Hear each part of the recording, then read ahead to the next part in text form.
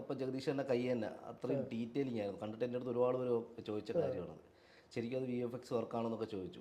ശരിക്കും നമ്മൾ അത് പ്രോസറ്റിക്കിൽ ഡിസൈൻ ചെയ്ത് വെച്ച കൈയാണത്. ഭയങ്കര ഡീറ്റെയിലിംഗ് ആയിട്ട് വന്നിട്ടുണ്ട്.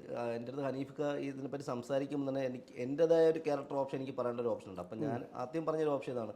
സാധാരണ നമ്മൾ ഉണ്ണിച്ചേട്ടൻ ഇപ്പോൾ 2-3 പടങ്ങളിൽ തലമുടി ഇങ്ങനെ കുറച്ച് ലെങ്തായിട്ടും ആ ഒരു അയ്യപ്പൻ്റെ ഒരു ഭക്തിയിലൊക്കെ കണ്ടുപോകുന്നു. അപ്പോൾ നമുക്ക് കുറച്ച് സ്റ്റൈലിഷ് ആക്കാന്നുള്ള രീതിയിൽ ഞാൻ സ്കെച്ചിട്ട് കാണിക്കാമെന്ന് പറഞ്ഞു, റെഫറൻസ് സ്കെച്ചിട്ട് കാണിക്കാമെന്ന് പറഞ്ഞു.